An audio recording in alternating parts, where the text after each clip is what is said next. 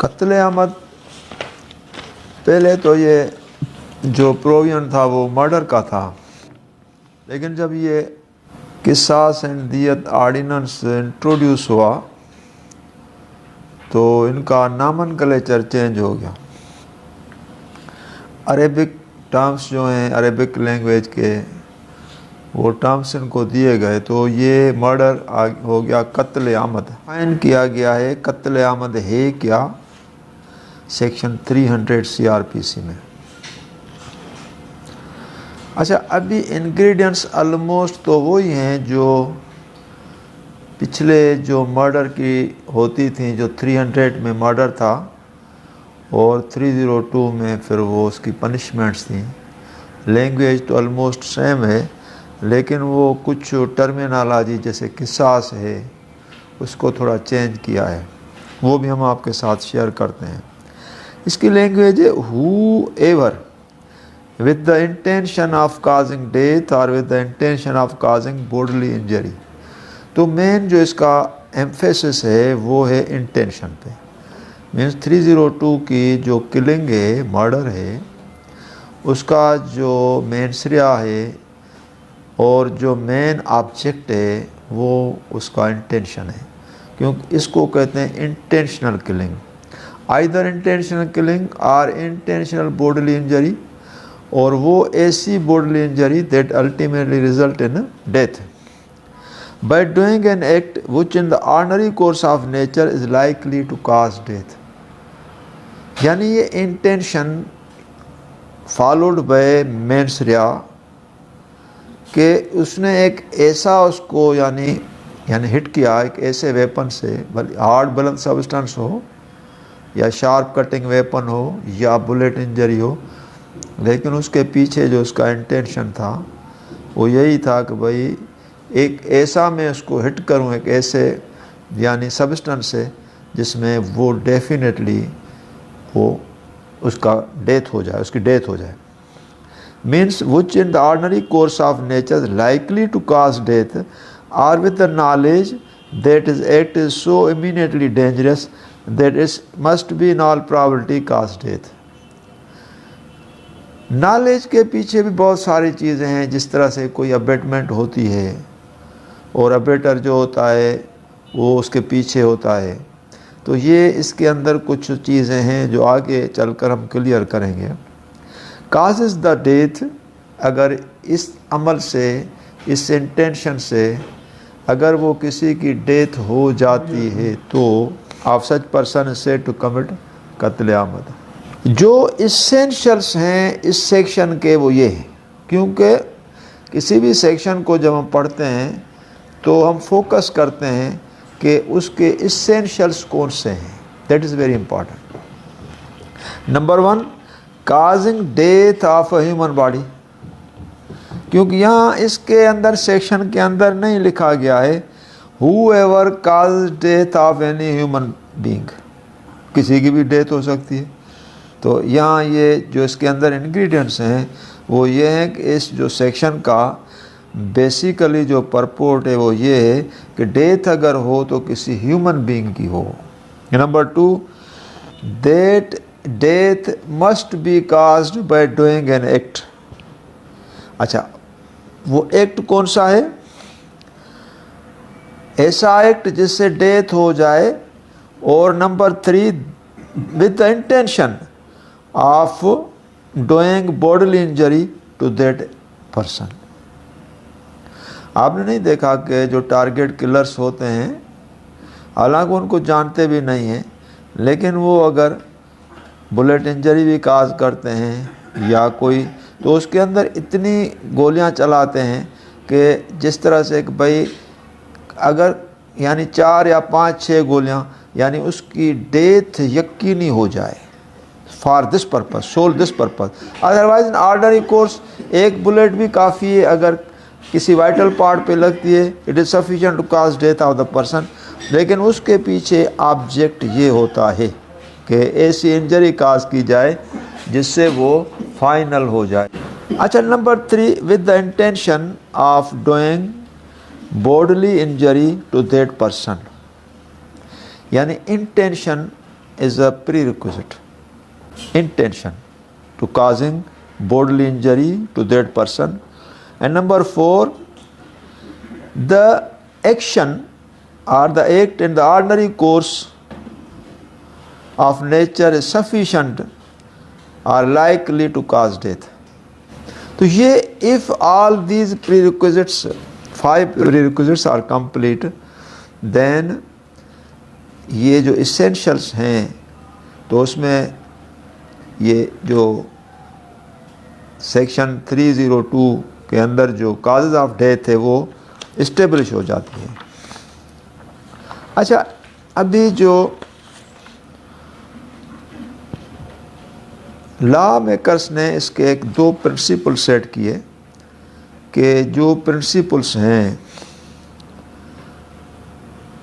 वो अगर इस्टेब्लिश होते हैं इस डेथ के पीछे, नंबर 1 के accused can come with the mischief of this section only if death is direct result of the injury inflicted on the person. जो यानी ऐसी इंजरी है जो काज की गई है वो डायरेक्ट इंजरी है और that is sufficient to do away the life of the person, number 1। Number 2, ingredients of the offenses are felonious. This is very important. Felonious means evil and serious crime. Felony, serious crime. तो अगर ये ingredients हैं और establish हो जाती हैं तो ये 2 principles हैं जो मेंस रिया को establish करते हैं कि ये उस वक्त these things were sufficient to make the ingredients of this section or offense complete. अच्छा, अभी जैसे मैंने आपको बताया 300 क्या है, पहले ये मर्डर था और उसके बाद ये कत्ल आमद हो गया जब से ये किसास एंड दियत ऑर्डिनेंस प्रोमलगेट हो गया, और उसके बाद उसकी डेफिनेशन पीपीसी के अंदर वही है जो मर्डर की डेफिनेशन थी, लेकिन इसको कुछ इस्लामाइजेशन में ले गए जिसके अंदर किसास एंड दियत ऑर्डिनेंस के तहत इसको किसास के अंदर लेकर गए पनिशमेंट में। इसकी 300 में डेफिनेशन में कोई चेंज नहीं है, लेकिन इसकी जो पनिशमेंट है that is provided under section 302 उसमें कुछ चेंज की गई है। पहले किसास नहीं था, अभी किसास डाला गया। नंबर 1 302 पर provides punishment, number 1 punished with death is a किसास, this is a new thing, और number 2 punished with death for imprisonment for life as ताज़ीर, having regard to the facts of circumstances of the case if the proof is either of the form specified in section 304 is not available. अच्छा, सज़ा जो murder case में होती है एक तो होती है किसास, एक होती है ताज़ीर। किसास में जज को कोई पावर नहीं उसको छेड़छाड़ करने का या अपनी डिस्क्रिएशन एक्सरसाइज करने का, he is no power. If किसास is established then he will award the किसास, पनिशमेंट इज द किसास। उसमें उसकी डिस्क्रिएशन वर्कएबल नहीं है, ना वो एक्सरसाइज हो सकती है। जज की जो डिस्क्रिएशन एक्सरसाइजेबल है वो है ताज़ीर में। ताज़ीर के अंदर लॉ ने उसको एक डिस्क्रिएशन दी है कि आप ताज़ीर में जब पनिश करें तो डेथ भी कर सकते हैं, लाइफ इम्प्रिजनमेंट भी कर सकते हैं, और वो होती है पिक्यूलरिटी ऑफ द सर्कमस्टेंसेस पे, ग्रेविटी ऑफ द सिचुएशन पे। भाई उसके अंदर जज समझता है कि जो केस है वो यानी डायरेक्ट एविडेंस पे नहीं आया, मर्डर इज देयर, लेकिन उसको जो इसको कनेक्ट किया जाए with a chain of surrounding circumstances, prima facie that has not been established. अच्छा, अभी जो मेन चीज़ होती है क्रिमिनल केसेस में 2 चीज़ें ज़रूरी होती हैं, एक तो होता है मेंस रिया, दूसरा होता है motive. Motive that is a matter of speculation, motive is a matter of speculation and cannot constitute necessary ingredient unless it is connected with the chain of surrounding circumstances. What are the surrounding circumstances? भाई murder कैसे किया? ज़मीन की तकरार थी। अच्छा, ज़मीन की तकरार थी मीन्स मोटिव्स बिहाइंड दैट। गैरती मामला था means motives behind that. Murder ऐसे तो नहीं होता। मर्डर के पीछे एक मोटिव होता है। एक बंदा मोटिव है, फिर उसके पीछे जो है इंटेंशन, मोटिव्स से इंटेंशन की लिंक होती है। Mens that's a guilty mind. ये जो स्ट्रीट क्रिमिनल्स होते हैं कराची के अंदर जो डेली वेजेस पे मर्डर करते हैं, तो ये उनके पास तो मेंस था, लेकिन उनके पास मोटिव तो था नहीं। मोटिव तो ये था कि भाई हमें 6,000 रुपये मिलेंगे, 10,000 रुपये मिलेंगे, और हमने इसकी रेकी की और अल्टीमेटली हमने मर्डर किया। यही होता है ना, क्योंकि उनके खिलाफ तो डायरेक्ट दुश्मनी तो थी नहीं, तो मोटिव तो यही था। अच्छा, इसीलिए मैंने आपको बताया कि in any case motive is a matter of speculation. Motive के पीछे यानी कभी मोटिव इस्टेब्लिश होता है, कभी नहीं इस्टेब्लिश होता। क्रिमिनल केस की यानी अपनी एक एफिकेसी है, सिविल सूट की अपनी एफिकेसी है। क्रिमिनल केस के अंदर वही बंदा कामयाब वकालत करता है जिसका माइंड क्रिमिनल हो जाता है, क्योंकि उसके अंदर वो डिफेंस थ्योरीज प्रोजेक्ट करता है। जब डिफेंस थ्योरी प्रोजेक्ट करता है तो उसके अंदर क्रिमिनल केस के अंदर वो डेप्थ में जाता है। जब क्रिमिनल केस के डेप्थ में जाता है तो उस वक्त उसके माइंड में ये चीज़ एक इस्टेब्लिश होती है कि ये जो मेरा क्लाइंट है ये क्रिमिनल तो है, लेकिन इसको मुझे एफिशिएंसी से प्रोटेक्ट करना है। तो उसके अंदर जो भी डिफेंस थ्योरी की जो प्रोजेक्शन होती है उसके अंदर वो सामने टारगेट तो करता है कि भाई ये क्रिमिनल है, इसने मर्डर किया है, लेकिन मैं एफिशिएंटली ऐसे एक बेनिफिट ऑफ डाउट क्रिएट करूं इस केस के अंदर जिसमें मैं इसको अक्विट करा दूं। तो उस केस के अंदर बहुत सारी चीज़ें होती हैं जो वकील को उसके अंदर प्रोजेक्ट करनी पड़ती हैं, और क्रिमिनल का वकील का जो माइंड होता है वो ऑर्डिनरी माइंड नहीं होता, एक्स्ट्रा ऑर्डिनरी माइंड होता है। और वकील की जो एक लॉजिक होती है दैट इज़ वर्थ अप्रिशिएटिंग, क्योंकि हज़रत इमाम अबू हनीफा ने खुद फरमाया था कि where wisdom ends advocate starts. यानी आप देखिए अंततः wisdom ends where wisdom finishes, wisdom ends advocate starts. Means जहाँ अक्ल ख़त्म होती है वहाँ से वकील शुरू होता है। और उसने कहा कि advocate when a wise advocate end where wisdom ends and advocate borns and that advocate, how that advocate works in his judicial system, he will, this is also quotation of Hazrat Imam Abu Hanifa, he will temper his client or witness in the evidence in such a manner as devil tempers mu'min in namaz. Same thing, practically no distinction. तो ये वकील की level को यानी devil के level पे जब ले गए तो डेविल कोई मामूली चीज़ तो नहीं था। आप देखिए कुछ जो डेविल को जो फॉलो करते हैं तो वो तो डेविल के फॉलोअर्स हैं, क्योंकि वो कहते हैं कि भाई एक ऐसी विजडम वाली शख्सियत है कोई नहीं। अभी भी आप मिस्र में जाएं, इजिप्ट में जाएं, आपको फ़िरौन के फॉलोअर्स मिलेंगे, बोलेंगे हमारी एक ऐसी यानी किंग था इस कंट्री का जिस पे हमें नाज है। हालांकि कुरान शरीफ में आप देखें तो उसके लिए क्या कहा गया है। तो मेरा मकसद कहने का ये है कि विजडम की अंतहा जो होती है वो एक नई नई थ्योरीज जब प्रोजेक्ट होती हैं तो उसकी फेवर मिलती है। ये क्रिमिनल लॉ के अंदर है। चूँकि मेरा जो लेक्चर होता है वो सिविल के अंदर डिफरेंट होता है, क्रिमिनल के अंदर डिफरेंट होता है। एक क्रिमिनल केस था, क्योंकि this is also very important for you. उसके अंदर मर्डर था और डेट टाइम मर्डर था और क्लियर कट मर्डर था। एफआईआर कुछ इस तरह से थी कि वो डंडे थे, हार्ड एंड ब्लंट सब्सटेंस, उसके सर पर दे मारे थे, उससे बंदा फोत हो गया। This story, prosecution story. Doctor ने जब उसको सर्टिफाई किया तो डॉक्टर ने देखा कि वो इंजरी का जो इंसाइज्ड वुंड है वो कोई 6 या कोई 7 सेंटीमीटर डेप्थ में है। तो उसने कहा कि इंजरी जो है वो दैट इज़ इंसाइज्ड वुंड, उसकी जो मेजरमेंट है उसकी इतनी है 6-7 सेंटीमीटर्स में, और काज ऑफ डेथ जो उसके वेपन यूज्ड, जो उसने लिखा शार्प कटिंग वेपन लाइक हेचेट। और एफआईआर काहे की है? एफआईआर क्या कहती है? एफआईआर कहती है कि इन्होंने डंडों से मारा। That was real. डॉक्टर ने उसको सर्टिफिकेट दिया। तो क्या आप समझते हैं ये जो कंट्राडिक्शन है उसके अंदर अक्यूज को सज़ा मिल सकती है? क्योंकि when ocular evidence is negated belied by the medical evidence.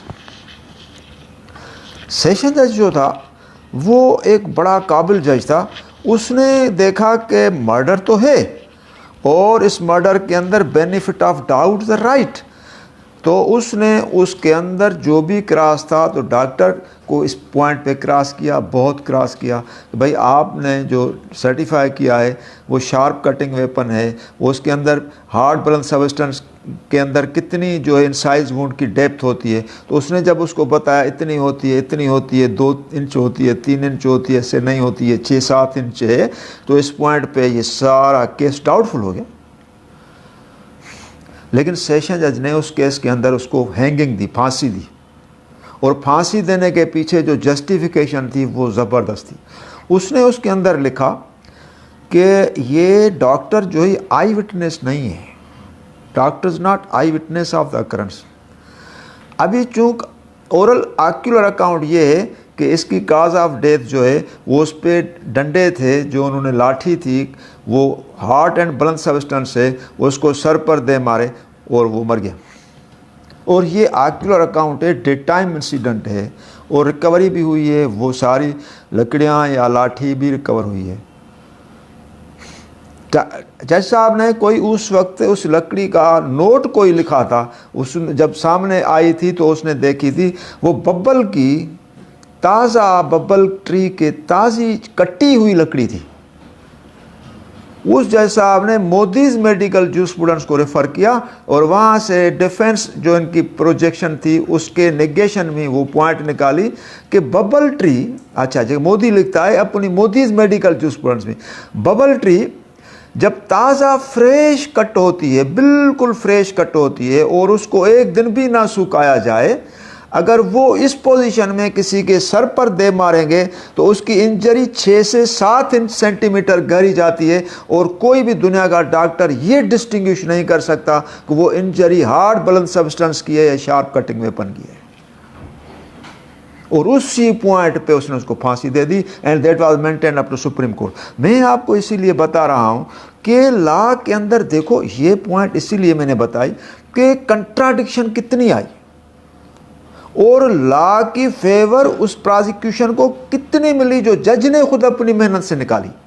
जज ने मेहनत से निकाली, जज को तो ये आर्ग्यूमेंट नहीं किया गया ना, प्रोसिक्यूशन ने जज को असेस तो नहीं किया, otherwise it was duty of the prosecution to assess the court, लेकिन जज ने खुद ने मोदीज मेडिकल जूरिस्प्रूडेंस निकाला और वहाँ से ये रेफरेंस दिया। लॉ के अंदर जब हम डेप्थ में जाते हैं और उसकी गहराई में जाते हैं तो बहुत सारी चीज़ें मिलती हैं।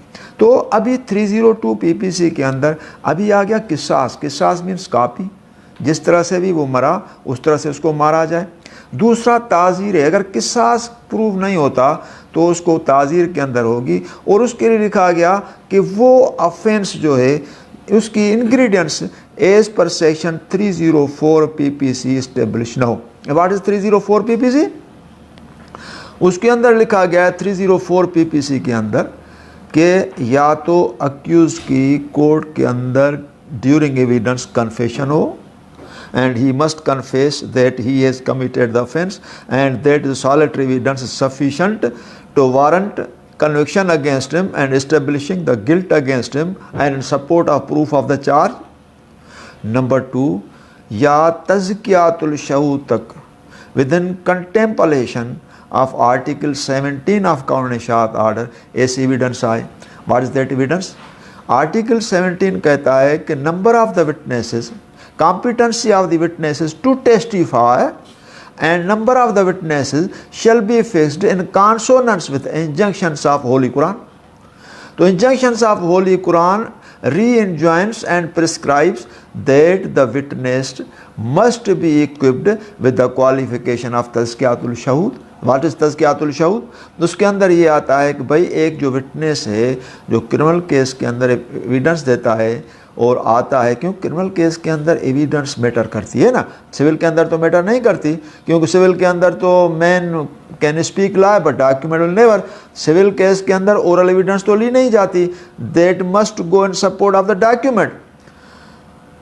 क्रिमिनल केस के अंदर कोई एविडेंस नहीं होता, कोई डॉक्यूमेंट नहीं होता, उसकी सॉलिटरी एविडेंस होती है और उसके अंदर ख़तरनाक डेंजरस एविडेंस होती है, या वो आई विटनेस होता है मर्डर केस का, अगर सपोर्ट करेगा तो उसको हैंगिंग होगी, अगर सपोर्ट नहीं करेगा तो अक्विट हो जाएगा, तो वहाँ मैटर करती है। तो वहाँ लिखा गया कि भाई तज़कियातुल शहूद के तहत ये एक मुसलमान हो और मुसलमान के तौर पर 5 टाइम्स प्रेयर ऑफर करे, और नंबर 2 अगर हाजी अलहाज है तो अच्छी बात है, और नंबर 3 कि he must be having beard and very Payas and neck मर्द ऑफ द लोकलिटी।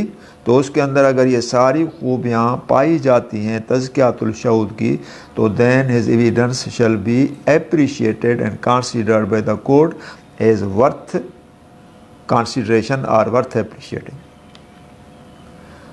अगर ये चीज़ें हैं, अगर witnesses as per number of the witnesses is different, उसके अंदर अगर इस्लामिक लॉ के अंदर आता है तो उसके अंदर 4 विटनेसेस हैं, अगर इंग्लिश लॉ के तहत आता है तो 2 विटनेसेस हैं, क्योंकि आर्टिकल 17 खुद प्रिस्क्राइब करता है कि if document pertaining to financial obligation number of the witness shall be 2 and other than financial obligation number of the witness shall be 1। तो इस सूरत में, इस कंडीशन में, इन सर्कमस्टेंसेस के अंदर जो एविडेंस होती है विटनेसेस की वो कोर्ट कंसीडर करती है, तो उसके अंदर भी किसास आ जाता है, क्योंकि 304 में वही चीज़ें होती हैं जो किसास को सपोर्ट करें। अगर किसास की एविडेंस इस्टेब्लिश नहीं होती तो then conviction will be as per ताज़ीर, और ताज़ीर के अंदर that is discretion of the court, court की अपनी डिस्क्रिशन होती है। Punished with imprisonment of either description, ये number 3, punished with imprisonment of either description for a term which may extend 25 years where according to injunctions of Islam the punishment of qisas is not applicable। जहाँ किसास applicable नहीं है वहाँ punishment will be for 25 years and that is also discretion of the judge।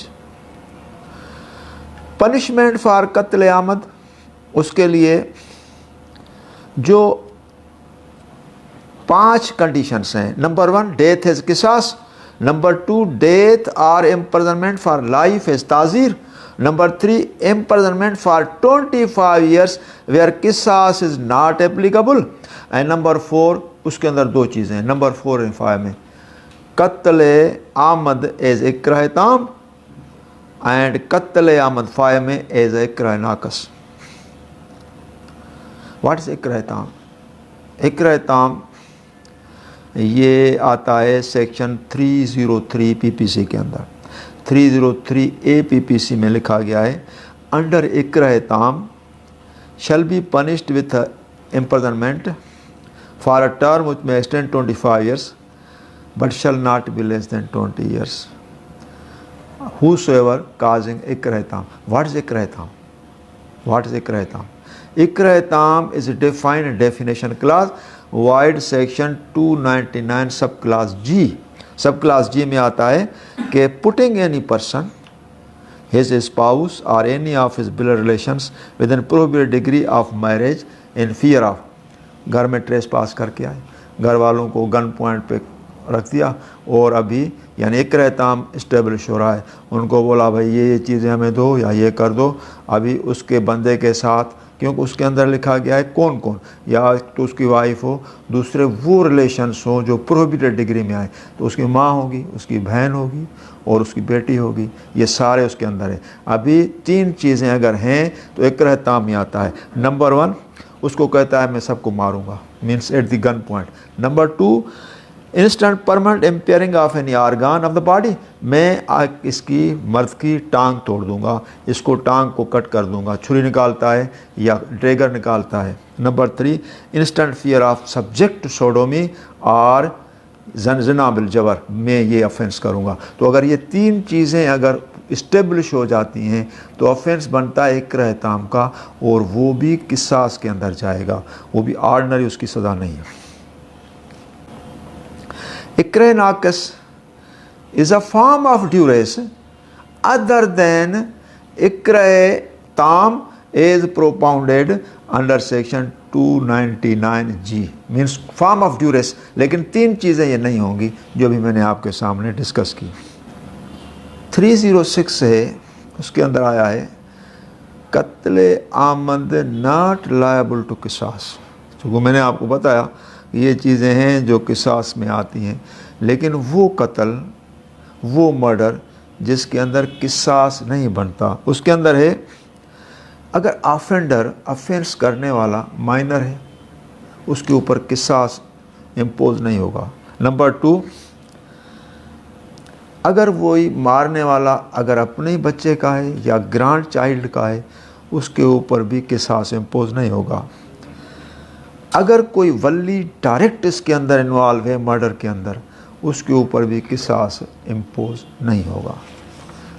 किसास impose उस पर ऊपर जो अजनबी हो, लेकिन वली हो या कोई डिसेंडेंट हो या ऐसा कोई बंदा जिससे उसका वो ब्लड रिलेशन मिले जो मैंने अभी आपको बताया है। केसेस इन विच किसास फॉर कत्ल आमद शैल नॉट बी इन्फोर्स्ड, ये था ये केस यानी लायबल टू किसास जिसके ऊपर इन्फोर्समेंट नहीं होती है।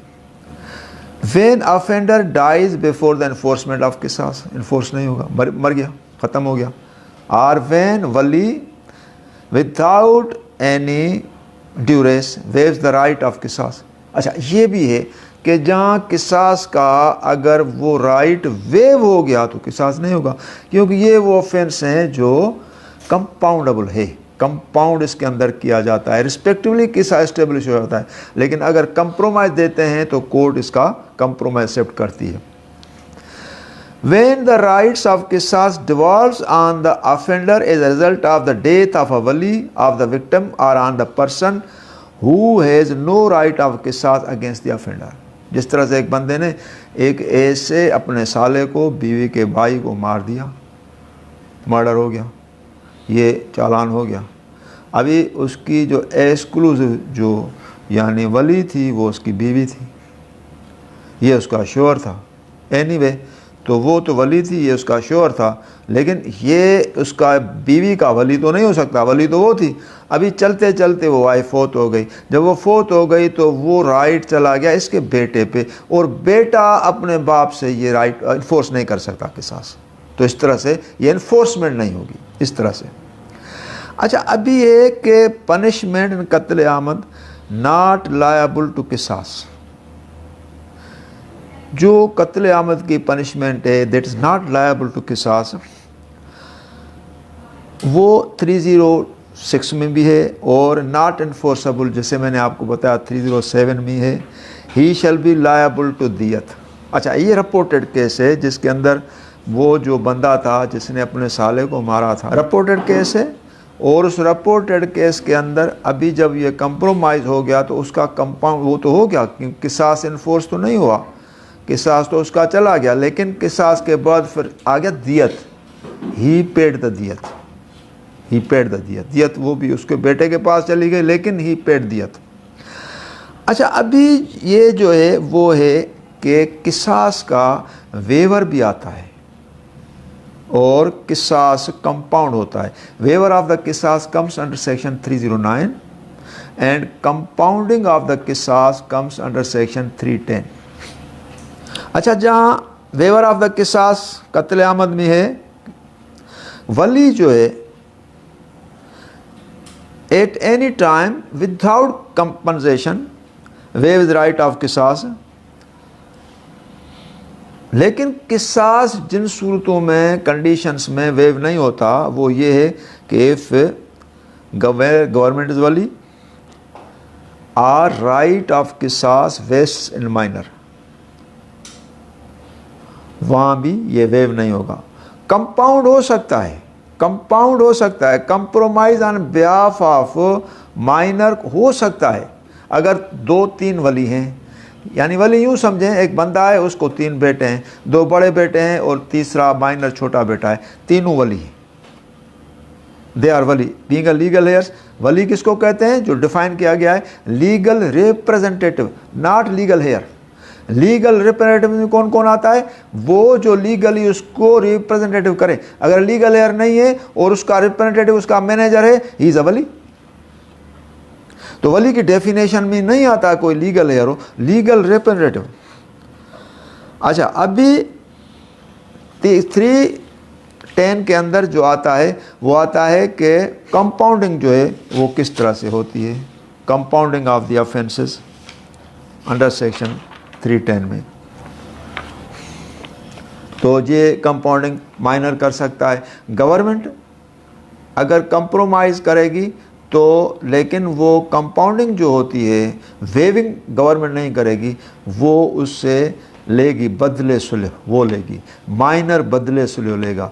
अच्छा, बदले सुलह अगर यानी वो ऐसी प्रॉपर्टी है, मूवेबल है, बदले सुलह में जो आता है वो अगर मेयर्ड नहीं हो सकती, या ऐसी ज़मीन है जो बाइफर्केट नहीं हो सकती, डिमार्केट नहीं हो सकती, तो लॉ ने प्रिस्क्राइब किया है कि अगर वो डिमार्केट नहीं होती, या उसको सही माना में मेयरमेंट नहीं होती, या उसको डिस्पोजेबल कंडीशन में नहीं है, तो फिर कहा कि भाई वो बदले सुलह में वो कीमत दे दे जो एज अ कास्ट ऑफ दियत है, दियत के तौर पर दे दे।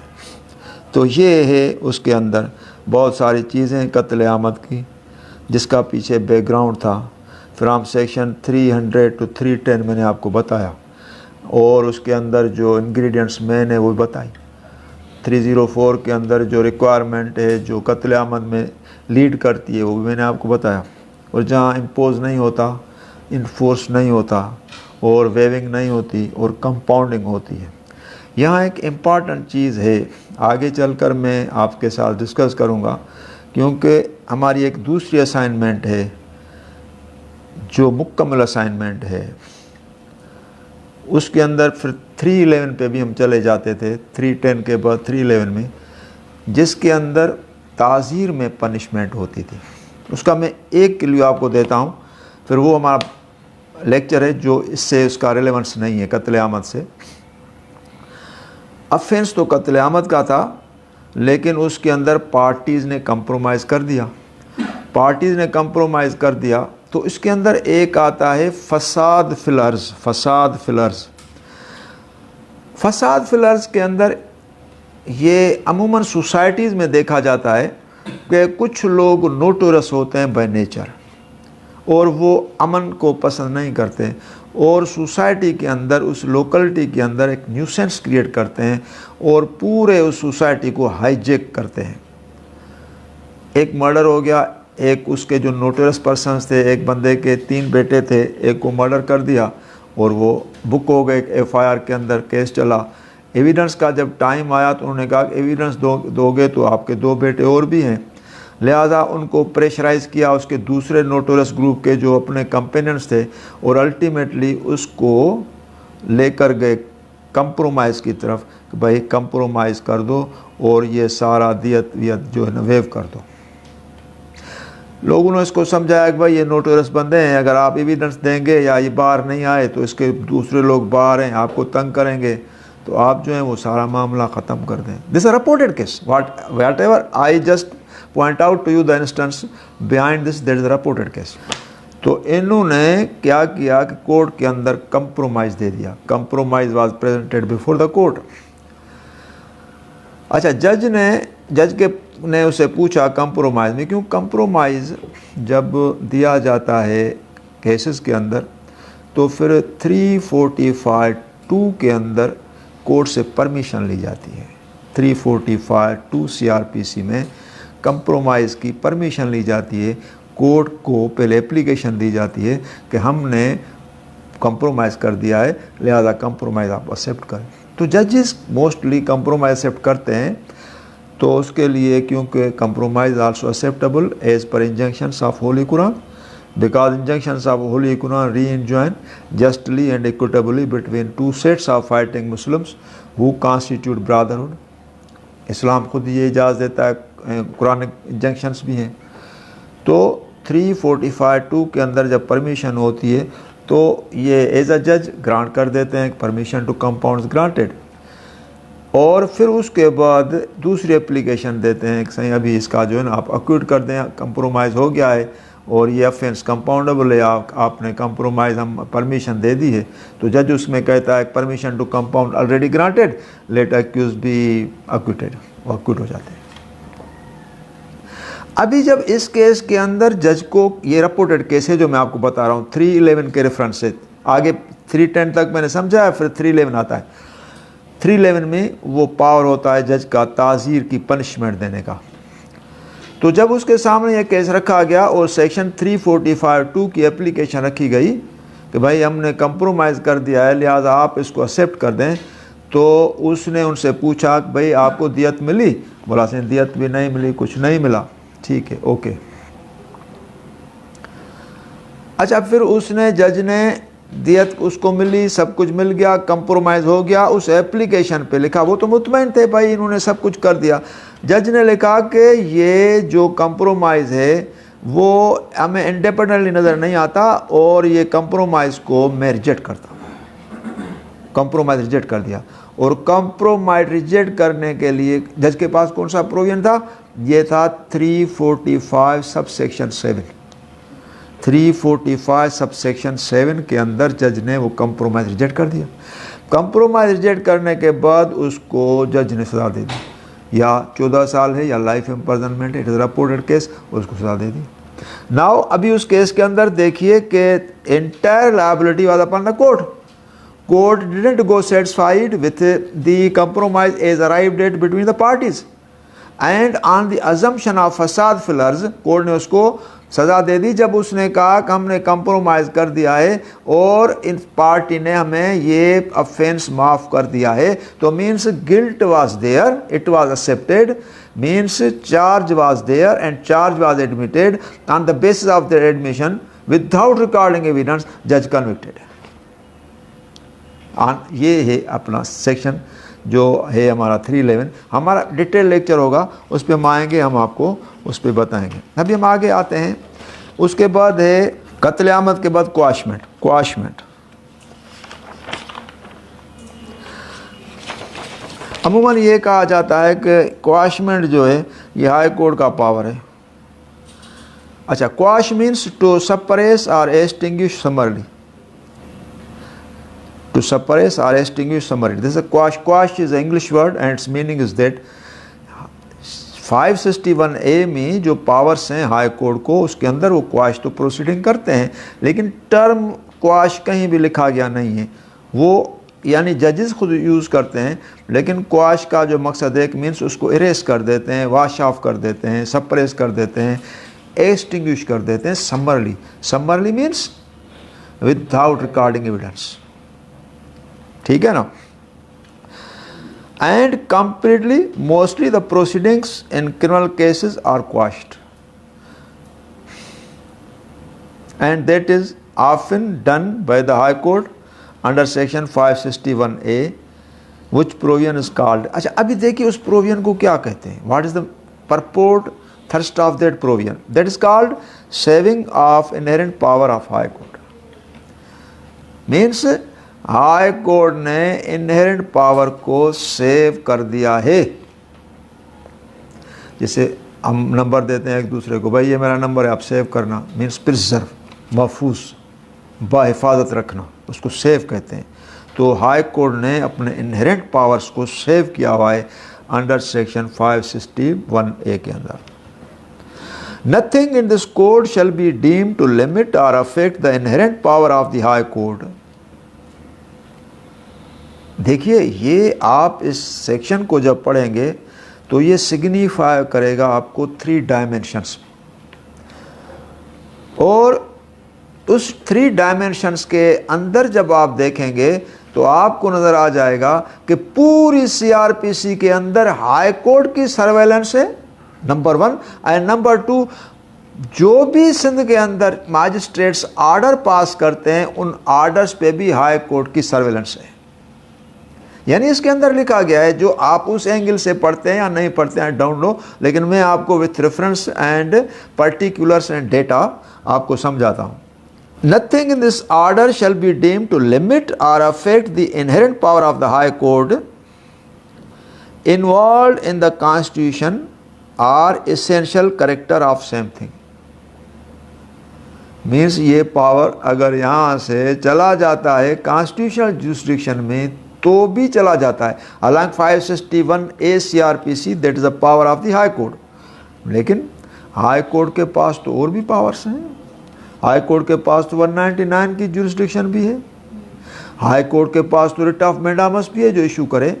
हाई कोर्ट के पास जो रिट ऑफ मैंडामस है उसके अंदर तो ये सारी चीज़ें जो 561A में है। मैंडामस का मकसद क्या है? कोर्ट ऑर्डर करती है कि भाई ये इन्वेस्टिगेशन करो, कोर्ट ऑर्डर करेगी इन्वेस्टिगेशन ना करो, कोर्ट कहेगी कि ये चीज़ पेश करो, ये चीज़ इस तरह से करो, दैट इज मैंडामस। लेकिन इनहेरेंट पावर्स के अंदर यानी वही पावर्स होते हैं जो मैंडामस के अंदर किए जाते हैं, लेकिन इनहेरेंट पावर्स के अंदर suo motu means without any reference high court की पूरी CRPC पे वॉच और सर्वेलेंस है। अच्छा, उसके अंदर जो हाई कोर्ट ऑर्डर करती है वो 3 ऑर्डर करती है। These are the orders which are specified under section 561A CRPC। वो क्या है? Number 1, to give effect to any order under this code. To give effect any order under this code. Code means पूरा CRPC means any order passed by any subordinate criminal court shall be given effect to by the High Court either in maintaining it or setting it aside। यानी पूरी CRPC के अंदर अगर आप bail application करते हैं, अगर आप बेल एप्लीकेशन ग्रांट करते हैं, अगर आप बेल एप्लीकेशन ग्रांट नहीं करते, अगर आप कोई भी मिसयूज ऑर्डर करते हैं, कोई विटनेस कॉल करते हैं, विटनेस को कॉल नहीं करते, जो भी आपके ऑर्डर्स हैं, जो CRPC के आप ऑर्डर्स पास करते हैं, एनी ऑर्डर, उसके ऊपर हाई कोर्ट की सर्वेलेंस है। वो अगर उसको सुओ मोटो या अंडर एनी एप्लीकेशन अगर चैलेंज होता है तो आपसे एग्री करे या ना करे। Number 1। Number 2, to prevent the abuse of process of any court. What is the abuse of process of any court? This is very important. Means high court will prevent all or any of the institutions, जो भी institutions हैं यानी magistrate से लेकर ऊपर तक, या उसके अंदर कोई अदर देन कोर्ट्स में जो भी ऑर्डर्स पास होते हैं, जिसको क्वासी फंक्शन कहें, क्वासी जुडिशल कहें। अगर कोई यूनिवर्सिटी का वाइस चांसलर डिसिप्लिनरी प्रोसीडिंग के अंदर कोई ऑर्डर पास कर रहा है तो ये भी क्वासी जुडिशल कहलाएगा, and it is also subject to surveillance before the high court. High court will prevent to all or any of the institutions that order of the subordinate court shall not be violated। अगर subordinate court का कोई order violet किया है किसी भी इदारे ने पाकिस्तान के अंदर या सिंध के अंदर, तो हाई कोर्ट उस इदारे को प्रिवेंट करेगी कि ना इसकी कंप्लेंट्स करो, इसकी कंप्लेंट्स करो। जहाँ abuse of the process of court हो, abuse of the process of court हो। Number 3, to secure the ends of justice. High court का जो भी फंक्शन होगा उसके अंदर यानी ends of the justice means to meet the ends of justice in the best interest of justice, वो काम किया जाएगा जिसमें legal canons of the justice are complied with. उसके अंदर क्या होता है? How to secure the end of justice? How to secure the ends of justice? To ensure that all the orders of subordinate courts are in accordance with law। यहाँ आता है हम काम की जगह पे जिसके अंदर क्वाशमेंट होता है। To ensure that all the orders passed by the subordinate courts are in accordance with law, and if these are in accordance with law, then orders shall be honored, orders shall be respected, orders shall be complied with, orders shall be responded with। Or in other case, to see and ensure whether any order passed is gross violation of law, क्योंकि to err an human magistrate भी गलती तो कर सकता है. If any order that is passed by magistrate in utter and gross violation of law should be set aside to secure the ends of justice, उसको फिर maintain नहीं करेंगे. तो जो अपना ये ऑर्डर्स होते हैं हाई कोर्ट जो 561A में उसके पास चैलेंज होते हैं, उसका में एक रिपोर्टेड केस है, वो that is 2000 Pakistan criminal law general page number 1554. This is reported case. उसके अंदर एक ऑर्डर था जो हाई कोर्ट के पास चैलेंज हो गया. 1 CP for quashment of the order passed by DM district magistrate under section 144 CRPC was quashed by the High Court under case law reported in 2000 Pakistan criminal general 1500-551-554. वो जो quash किया था high court ने, वो order था district magistrate का, and he had pass that order under section 144 CRPC. That order of DM was issued under section 144 CRPC was allegedly without lawful authority. Means as the said order could not be issued in urgent class of nuisance or apprehended danger. At that time that was not just position or situation in such a way that order was passed in urgent and apprehended danger. There was no such situation, and this fact was brought before the High Court, and just I told you that it was brought in summary procedure, summary way, for that evidence was not needed. High Court in exercise of its constitutional jurisdiction declared that order without lawful authority illegal and of no legal effect, and cases registered against the petitioners were quashed. Now you see that CP was filed, and CP was filed under section 199, but order was passed under section 561 CRPC. क्यों? कि जो पूरी CRPC के अंदर high court की surveillance है upon each and every order, and that can be undone by the High Court under its inherent jurisdiction is contained under section 561A CRPC. अभी आगे कज़फ नंबर 3.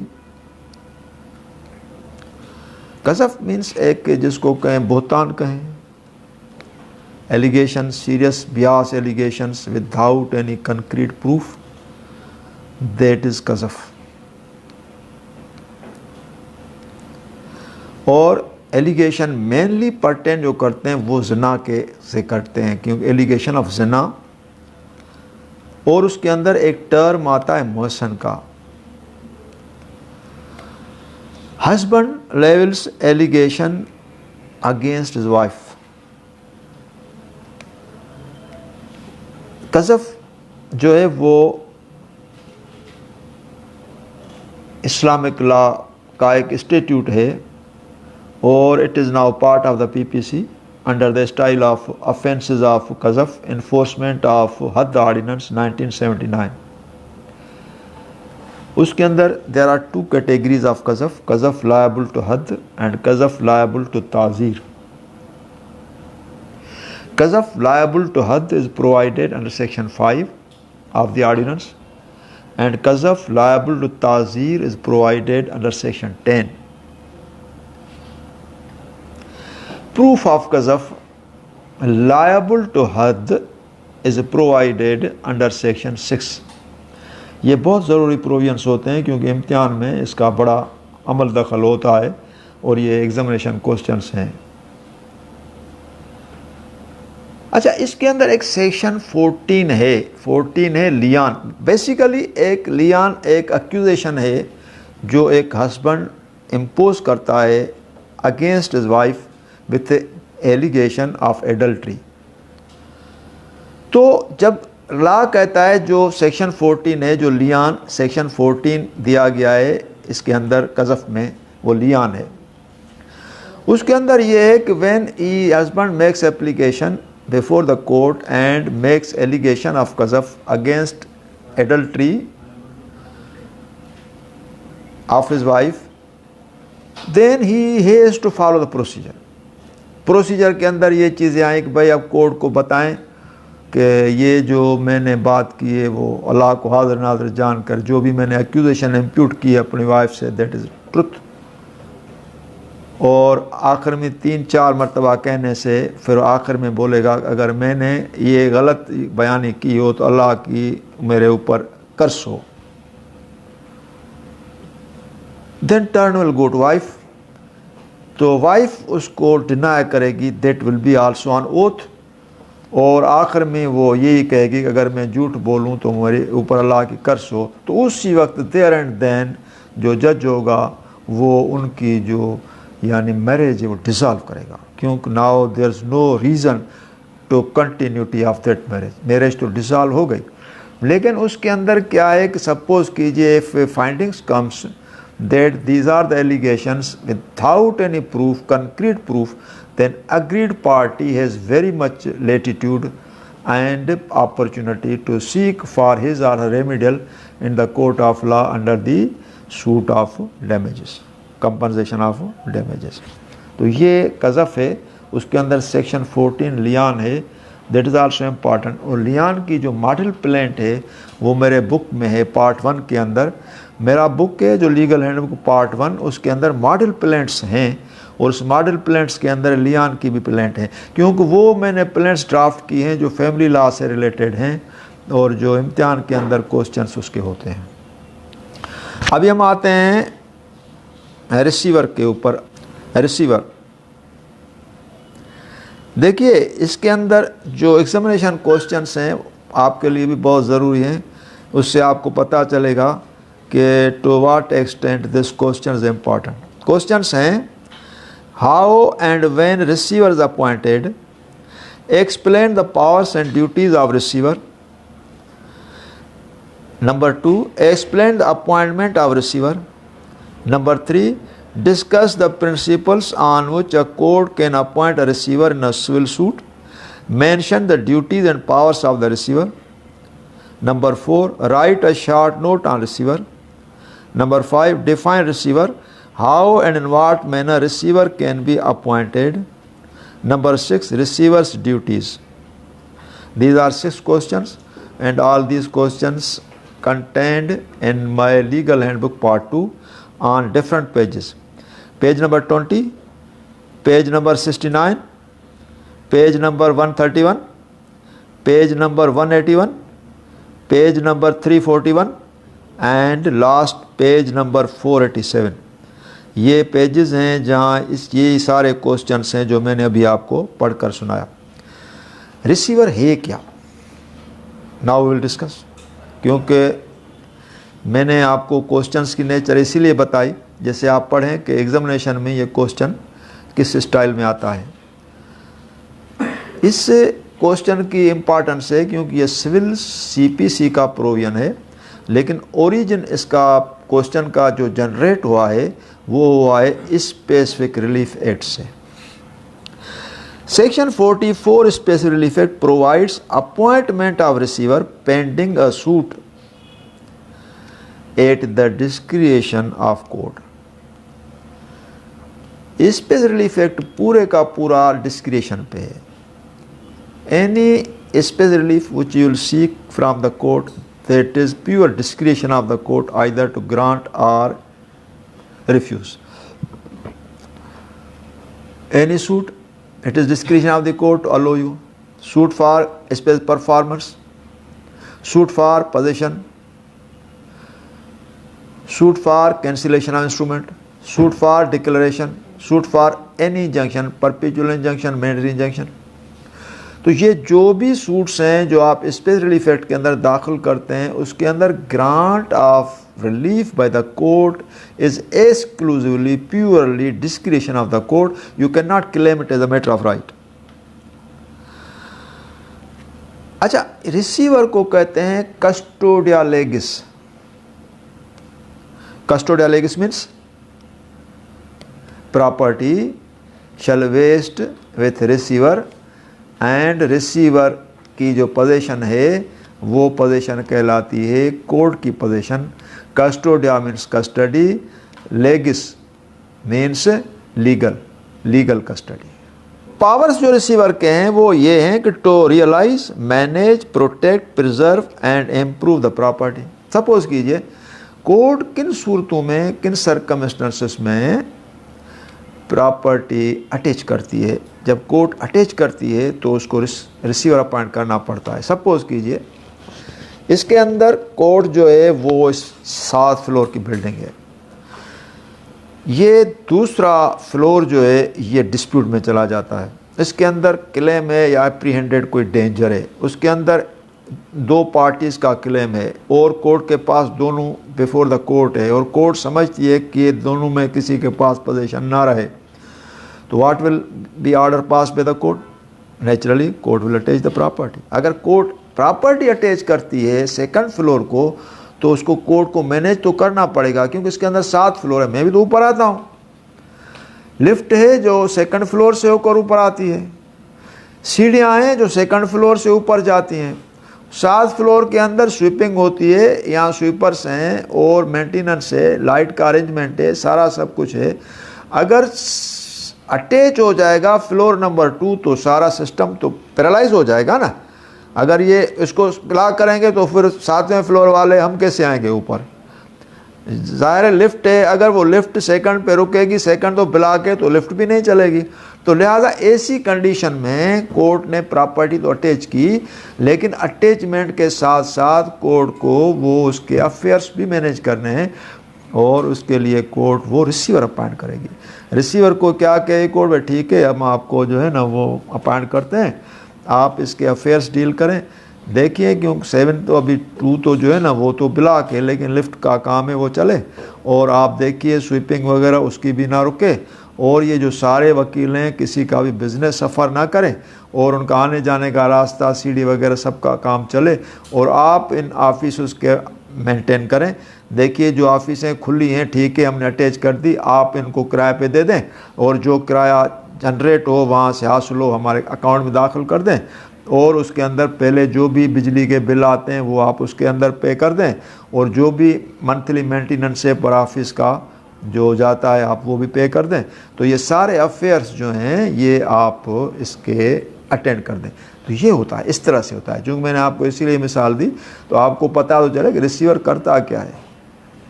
अच्छा, receiver to realize, manage, protect, preserve and improve the property, number 1। Number 2, to collect the rent and profits thereon, ये उसके ऊपर दूसरा काम उसका ये।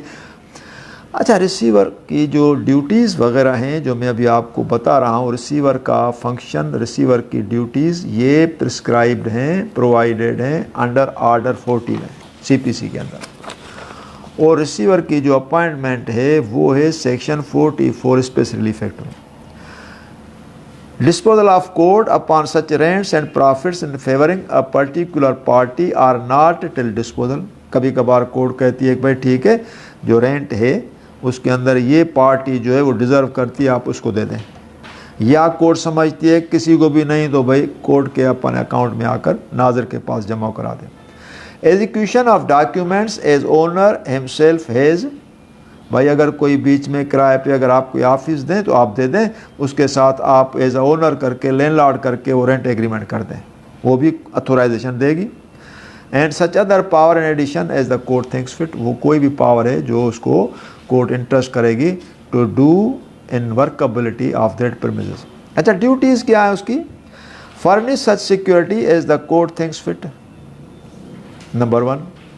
Number 2, submit the accounts at such periods in such forms as the court directs. Number 3, pay the amounts due from him as the court directs। जो भी collect करेगा जो कुछ भी होगा, लेकिन कोर्ट की सर्वेलेंस होगी उसके ऊपर, लेकिन चूँकि वो अपना टाइम दे रहा है, अपना अच्छा खासा टाइम दे रहा है, लिहाजा कोर्ट उसको एक लीनियंसी प्रोवाइड करती है उसके लिए कि भाई ये बंदा काम कर रहा है, उसका रिम्यूनरेशन फिक्स करेगी।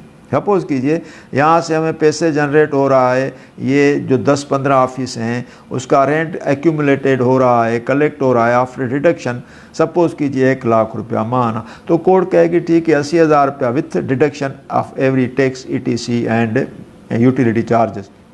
तो 20,000 रुपये आप मान आप ना रखें, 80,000 रुपये कोर्ट के अंदर जमा कर दें, फिर जिसकी इंटाइटलमेंट होगी हम उसको देंगे at the time of disposal of the suit. आप अपने पैसे 20,000 रुपया एज अ रेम्यूनरेशन आप निकालें।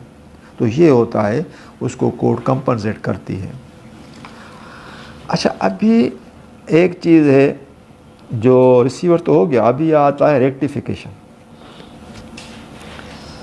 आपकी नॉलेज के लिए मैं थोड़ा बताऊं कि हमारे पास लॉ के अंदर कुछ इंस्ट्रूमेंट्स ऐसे हैं जो कैंसिल होते हैं और कुछ इंस्ट्रूमेंट्स ऐसे हैं जो रेक्टिफाई होते हैं।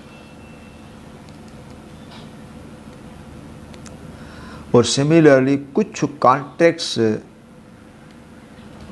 रेक्टिफाई होते हैं, कुछ कॉन्ट्रैक्ट्स कैंसिल होते हैं और कुछ कॉन्ट्रैक्ट्स रिसाइंड होते हैं, रेक्टिफाई नहीं होते, रिसाइंड होते हैं। इंस्ट्रूमेंट रेक्टिफाई होता है, इंस्ट्रूमेंट कैंसिल होता है, कॉन्ट्रैक्ट रिसाइंड होता है और कॉन्ट्रैक्ट नोवेट होता है।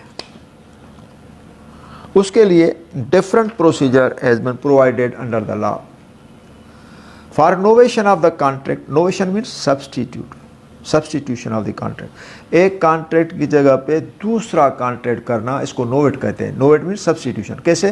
पार्टी ने कहा कि भाई बात यह है कि हमने आपको 100 मोबाइल आईफोन्स देने थे 25 दिसंबर तक, लेकिन हमारा जहाज़ नहीं आया, कॉन्ट्रैक्ट हमारा कैंसिल हो गया है।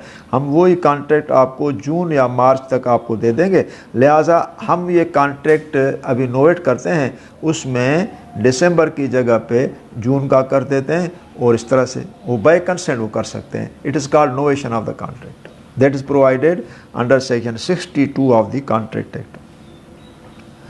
अच्छा, दूसरा होता है रिसीशन ऑफ द कॉन्ट्रैक्ट, रिसाइंड होना। इसके अंदर एक बंदा है, वो कहता है कि भाई ठीक है, ज़मीन उसकी 4 एकड़ है, उसने उसके साथ ले ली और एग्रीमेंट भी हो गया, सब कुछ हो गया, कॉन्ट्रैक्ट हो गया, सेल डीड भी हो गई, कंप्लीट पोजीशन भी डिलीवर हो गई। वो बंदा जब उस घर में या उस प्रीमिसेस में बैठा है तो उसने देखा कि इस प्रीमिसेस के साथ एक ऐसा रास्ता है जो जिससे लोग पास ऑन करते हैं, राइट ऑफ वे के तौर पर पास ऑन करते हैं। स्पेस से कैसा बना है? उन्होंने कहा भाई आप यहाँ से कैसे गुजरते हैं? उन्होंने कहा भाई ये हम तो अभी तो नहीं गुजरते, ये तो हम 20 साल से गुजर रहे हैं, ये हमारा राइट ऑफ वे, इस रास्ते से तो हम शहर में जाते हैं। बोला फिर ये तो न्यूसेंस है, फिर मेरी तो प्राइवेसी पूरी डिस्टर्ब हो जाएगी, ये तो मेरी प्रीमिस है, वहाँ मेरी ज़मीन है, बीच में यहाँ मेरी ज़मीन है, यहाँ मेरा घर है, आप बीच से न्यूसेंस। वो उसके पास चला गया, उसको कहा भाई बात यह है कि आपने जो है ना मेरे साथ कॉन्ट्रैक्ट किया, लेकिन आपने ये फैक्ट तो नहीं किया। वो चला गया लिटिगेशन में, कोर्ट को बताया, तो कोर्ट ने उसका कॉन्ट्रैक्ट, कोर्ट ने इस अगर ये उसके नॉलेज में होता कि यहाँ से राइट ऑफ वे है, तो ये कभी भी वो कॉन्ट्रैक्ट नहीं करता, वो यानी उसे नहीं ख़रीदता। तो लिहाजा ये रिसाइंड हो गया, रिसाइंड हो गया माना ख़त्म हो गया। तीसरी बात होती कैंसिल ऑफ दी यानी instrument, cancellation of the instrument. दो कॉन्ट्रैक्ट हो गए, अभी इंस्ट्रूमेंट पे आते हैं। That is provided under section 39 of the special relief act. Document या इंस्ट्रूमेंट ऐसा है जो आइदर इट इज वॉइड और वॉइडेबल,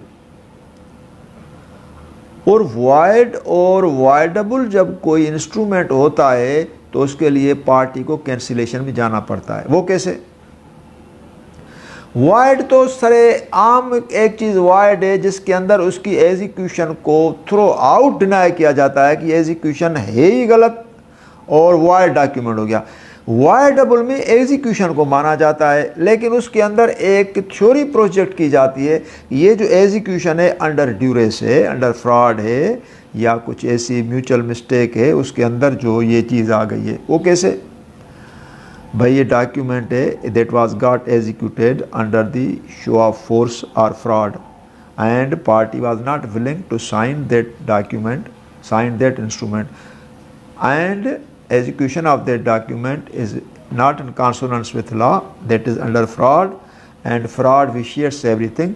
तो अभी इस डॉक्यूमेंट को कैंसिल किया जाए। तो वहाँ लिखा गया है कि document if left out standing will cause loss to the party and the document may be declared void or voidable। तो void तो हो गया सरेआम और यानी बिल्कुल जिसकी इन्फोर्सबिलिटी ना हो, voidable की इन्फोर्सबिलिटी होगी at the option of one party and not at the option of other party. तो अगर इस तरह का कोई डॉक्यूमेंट है उसकी कैंसिलेशन में you have to move before the court and for that the appropriate provision which is to be resorted by you, that is section 39 of the special relief act. Now this rectification, the question under our debate and discussion that comes under section 31 of the special relief act. When instrument may be rectified when through fraud or a mutual mistake of parties। दो चीज़ें हैं, या तो fraud हो उसके अंदर या mutual mistake of the parties हो। क्योंकि इसके अंदर आप एक ज़हन में बात रखना, रेक्टिफिकेशन के अंदर सिर्फ जो उस इंस्ट्रूमेंट के अंदर डिफेक्ट मिस्टेक है वो रेक्टिफाई हो रही है, बाकी वो इंस्ट्रूमेंट कैंसिल नहीं हो रहा। मीन्स इंस्ट्रूमेंट वर्कबल है, उसका एक पोर्शन नॉन वर्कबल है जिसके अंदर या तो फ्रॉड है या म्यूचुअल मिस्टेक है। वो म्यूचुअल मिस्टेक या फ्रॉड के लिए वो लोग जो है वो कोर्ट में जाते हैं, कोर्ट वो एलिमिनेट करती है और डॉक्यूमेंट वर्कबल हो जाता है। Document will not be cancel. जैसे सेक्शन 39 में हमने इंस्ट्रूमेंट कैंसिल कराया, ऐसी बात नहीं है, या अगर हमने वो कॉन्ट्रैक्ट साइन कराया, ऐसी बात नहीं। अच्छा, इसमें ये होता है कि भाई जो इंस्ट्रूमेंट है वो रेक्टिफाई होगा, जो म्यूचुअल मिस्टेक या फ्रॉड से एग्जीक्यूट हुआ हो बिटवीन द पार्टीज और other instrument in writing does not truly express their intention. कि उसके अंदर कुछ ऐसा परपोर्ट आ गया है जिससे उसका इंटेंशन जो है डॉक्यूमेंट का डिस्कवर न हो रहा है। क्यों? कुछ चीज़ें ऐसी होती हैं जो अनसर्टेनिटी में चली जाती हैं। जो डॉक्यूमेंट या कॉन्ट्रैक्ट अनसर्टन हो वो लॉ के अंदर वॉइड है। क्यों? अनसर्टेनिटी ऑफ दी यानी टर्म्स ऑफ कॉन्ट्रैक्ट वो वॉइड है। उसके लिए तो बहुत सारे प्रोविजंस हैं। जिस तरह से मैं आपको एक बात बताऊं, आगे मैं भी चलता हूं लेकिन अनसर्टेनिटी में आप क्लियर हों। जिस तरह से एक बंदे ने दूसरे के साथ कॉन्ट्रैक्ट किया कि मुझे 100 टन जो है वो ऑयल चाहिए। जब 100 टन ऑयल हुआ तो कोर्ट के अंदर बोला ये कॉन्ट्रैक्ट वाइड है फॉर अनसर्टेनिटी। तो ये फाइंडिंग कोर्ट की आ गई। तो 1 टन 10 मन जो है ना वो उसको ऑयल तो चाहिए, लेकिन कौन सा oil? Mobil oil, kerosene oil, कौन सा ऑयल? इसकी डिस्क्रिप्शन तो है नहीं। तो लिहाजा ये जो कॉन्ट्रैक्ट है उसके जो टर्म्स हैं वो अनसर्टन है। अनसर्टन के साथ वेग हैं, परप्लेक्स्ड हैं, एम्बिग्यूअस हैं। लिहाजा अगर ये ऐसी कोई पोजीशन होती है तो वो कॉन्ट्रैक्ट भी इन्फोर्सेबल नहीं होता। जो कॉन्ट्रैक्ट इन्फोर्सेबल नहीं होता ऑन अकाउंट ऑफ अनसर्टेनिटी वो भी वाइड हो जाता है। तो ये इसके अंदर ये आ गया कि भाई उसके अंदर जो इंटेंशन पार्टीज का है that is not truly expressed in the instrument. Either party or representative in interest may institute a suit to have the instrument rectified. तो या पार्टी खुद या रिप्रेजेंटेटिव इन इंटरेस्ट। क्यों कभार क्या होता है कि एक बंदे जो होते हैं वो खुद नहीं आते हैं, उसका अटॉर्नी आता है। अटॉर्नी क्या है? ये is representative in interest, trustee आता है। अगर खुद मर जाता है तो लीगल हेयर आते हैं, as a representative, legal representative के तौर पे आते हैं। तो वो आते हैं और सूट दाखिल करते हैं कि भाई ये जो फ्रॉड है या मिस्टेक है in framing of the instrument जो क्रिएट हुई है, जिससे real intention of the parties यानी नहीं डिस्कवर हो रहा, the court may in its discretion rectify the instrument. Means court will rectify the instrument so as to express that intention so far as this can be done without prejudice to the rights acquired by the third party। अभी third party कहाँ से आ गए? Contract तो दो का है, agreement between 2 persons है, document का इंटेंशन क्लियर नहीं है। इसकी मैं आपको एक इलस्ट्रेशन बताता हूँ, उससे आप समझ जाएंगे। एक बंदे ने कॉन्ट्रैक्ट किया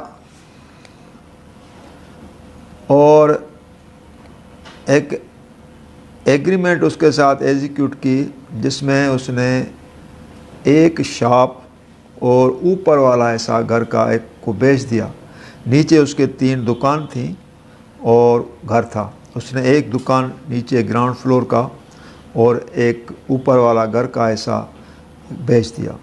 तो कन्वेंस डीड जो थी वो ड्राफ्ट हो गई, लेकिन जो सामने वाला बंदा था उसने उसको साथ तो लिया, लेकिन उसकी ड्राफ्टिंग कोई म्यूचुअल मिस्टेक हो या फ्रॉड हो जो अपोनेंट ने किया, उसमें उसने 3 दुकान और ऊपर वाला घर सारे के सारे लिखवा दिए। अच्छा चलो, ये तो इंस्ट्रूमेंट तो हो गया। अभी नीचे दुकान 3 ही बंद थे, उसने एक को खोलकर उसमें अपना काम शुरू कर दिया, ऊपर घर में रहने लगा, बाकी जो 2 दुकान थे वो बंद थे। तो महीने के बाद जब वो बंद आ गया तो देखा कि दोनों दुकानें खुली हुई हैं और लोग काम कर रहे हैं। एक के अंदर वो दुकान है जो वो फंक्शनल है, बाकायदा डिपार्टमेंटल स्टोर है उसके अंदर, और दूसरा जो है वो भी कोई काम कर रहा है। तो उनसे पूछा, भाई ये दुकानें आपको किस तरह से मिली, कैसे मिली, ये आप कैसे आए, ये तो मेरी है। उसने कहा कि ये जो जिसके पास ऊपर रहता है या जो पहली दुकान है जिसके अंदर वो काम करता है, उसने हमें लिख कर दिए, उसने हमारे साथ ये सेल डीड करके दिए। दूसरे से पूछा तो उसने कहा कि ये इसने हमें किराए पे दे दिए। तो वो उससे जाकर मिला, उसने कहा कि भाई ये तो मैंने तो आपको एक दुकान दी थी, आपने 3 दुकानों के पे कैसे कब्जा कर लिया, 2 तो मैंने आपको नहीं दी थी। तो उसने कहा नहीं, आप देखिए सेल डीड देखे, आपसे मैंने 3 ली थी, एक नहीं ली थी। एक दुकान में कैसे लेता, मुझे तो सारी चाहिए थी प्रॉपर्टी, ये तो पॉसिबल नहीं है। उस बंदे ने देखा कि अभी तो और कोई अल्टरनेट तो है नहीं, उसने जाकर सूट दाखिल कर दिया for rectification of the instrument. Rectification of instrument के अंदर लिखा कि भाई चूँकि मैंने उसको एक दुकान और ऊपर वाला हिस्सा तो दिया है, लिहाजा एक हमारी जो कॉन्ट्रैक्ट है या हमारी जो कन्वेंस डीड है, जो डीड है हमारी सेल डीड है, वो टू दैट एक्सटेंट मेंटेन की जाए। To the extent of remaining 2 shops जो मैंने इसको सेल नहीं किए वो रेक्टिफाई किए जाए। केस चला तो जज ने देखा, उसने एविडेंस उसने पेश की और रेट्स भी आए, सारी चीज़ें जब कोर्ट के सामने आ गई तो कोर्ट ने देखा कि भाई ये तो वाकई उसने एक दुकान दी है, 3 तो उसने दी नहीं, इतनी कास्ट तो उसको मिली नहीं है जितनी होनी चाहिए। कोर्ट ने वो इंस्ट्रूमेंट को रेक्टिफाई कर दिया, सूट डिक्री कर दिया और उसको रेक्टिफाई कर दिया to the extent of shop number 2 कि भाई ये जो है वो उसके अंदर रेक्टिफाई करते हैं, ये उसको उसने नहीं दिया। तीसरा शॉप जो है उसका पोजीशन भी दे दिया उसको।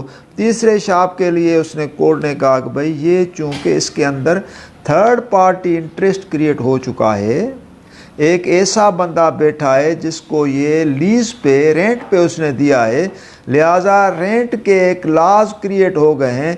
ये अगर वो कोडल फॉर्मेलिटीज़ इस्तेमाल करे, क्योंकि इसके अंदर जो है वो हम उसका लीज का कॉन्ट्रैक्ट कैंसिल नहीं कर सकते क्योंकि हम रेंट कंट्रोलर नहीं है, ठीक है ना। तो फिर उसके अंदर ये कोर्ट ने उसको इंस्ट्रूमेंट को रेक्टिफाई कर दिया एंड दीज टर्म्स। ये जो मैंने आपको इलस्ट्रेशन बताई तो मैंने तो डिटेल में बताया, जज की डिसीजन ही बताई, वो हैं 31 की इलस्ट्रेशन ए, ठीक है ना। आपको मैं वो पढ़कर सुनाता हूँ, तो अभी जैसे मैं पढ़कर सुनाऊँगा आपको तो आपको वो समझ में आ जाएगी, क्योंकि उसको मैंने सिंपलीफाई करके आपको एक केस के सूरत में पूरा समझा दिया। A intending to sell to B's house and one of 3 godowns adjacent to it executes a conveyance deed prepared by B in which through B's fraud all 3 godowns are included. Of the 2 godowns which were fraudulently included, B gives one to C and lets the other to D for a rent. ठीक है ना, अभी समझ रहे होंगे क्योंकि मैंने सारी कहानी आपको समझा दी। अच्छा, neither C nor D having any knowledge of the fraud, दी और सेल डीड करके दी, they don't know about knowledge, they had no knowledge of fraud. The conveyance may, as against B and C, be rectified so as to exclude from it the godown given to C, but it cannot be rectified so as to affect D's lease, क्योंकि lease के अंदर उसका एक right create हो गया ना, ठीक है। अगर उसके अंदर क्या होगा अभी, now what shall be done by that person, naturally court ने जब सारा फ्रॉड करके उसको सारी चीज़ दे दी, लेकिन उसके अंदर एक वेस्टेड राइट उसका क्रिएट हो गया, तो then he will give the notice under section 18 of Sindh rent trade ordinance for change of ownership. Then now I am landlord and I give you notice that you accept me as landlord and onward rent be paid to me. उसके बाद अगर वो उसको accept acknowledge ना करे तो then he will file ejectment proceeding before the rent controller. और otherwise acknowledge करता है तो उसे रेंट ले. अगर उसको पर्सनल नीड में चाहिए तो फिर there is a law under SRPO, he will adopt that. तो इसीलिए इसके अंदर ये आया जो आखिर में लिखा गया था कि so far as this can be done without prejudice to the rights acquired by third persons in good faith and for value. Good faith means उसने तो रेंट पे लिया ना, उसको क्या पता, उसने तो यानी ओनरशिप का तो उसका डिस्प्यूट नहीं है. ओनरशिप तो उसने उसकी मानी, उसकी ओनरशिप तो कोर्ट ने रेक्टिफाई कर दी. जब कोर्ट ने रेक्टिफाई कर दी तो उन्होंने कहा कि भाई हम पोजेशन तो इस दुकान का आपको दिला रहे हैं क्योंकि उसने उसको सेल किया, लेकिन उसने उसको लीज दी. लीज अगर दिए तो फिर आपको उसको लीज को कैंसिल करा दें अंडर द कोडल फॉर्मेलिटीज, क्योंकि वेस्टेड राइट जो है वो क्रिएट हो गया है. सही है ना. लॉ को समझना चाहिए. जब लॉ को हम समझते हैं तो लॉ बिल्कुल सिंपलीफाई हो जाता है. जब लॉ सिंपलीफाई हो जाता है तो उसके अंदर समझ में जब आ जाता है तो इंटरेस्ट होता है. अगर समझ में ना आए तो लॉ जैसी डिफ़िकल्ट कोई चीज़ नहीं है. अच्छा, तीसरा अभी जो है वो recurring. This is very very very important provision of law, recurring cause of action. Recurring literally means happening of thing again and again. As a lawyer, मैं जब सिविल सूट ड्राफ्ट करता था और काज ऑफ एक्शन की class उसके अंदर डालता था तो काज ऑफ एक्शन को 3 फेसेस में स्प्लिट करता था. Cause of action is continuing one and shall remain continued till the decree is passed. Number 1. Number 2, cause of action is a subsisting one and accrues with every passing day. Number 3, cause of action is a recurring one and will continue at each and every moment till decree is passed. तो recurring cause of action के अंदर जब decree pass होती है तो if that suit is dismissed फिर भी cause of action. Appeal is filed, appeal is dismissed, cause of action. Revision filed, cause of action continue. Revision dismissed, or rounds of litigation are complete, then लेकिन cause of action continue. Then what is the remedy for that person? It is very interesting for you. Remedy for that person is to file again that suit. Sir there will be bar of res judicata. Res judicata will not apply. Recurring cause of action. This is law. So recurring cause of action means happening of thing again and again and not that which occurs for one. Cause of action means a group of operative facts giving rise to one or more basis for suing. We have cause of action, लेकिन we have different description of the cause of action which we invoke before the court. जैसे मैंने आपको बताया cause of action is subsisting, cause of action is recurring, cause of action is continuing. A factual situation that entitles one person to obtain a remedy in court from another person. A factual situation that entitles one person to obtain a remedy in court from another person.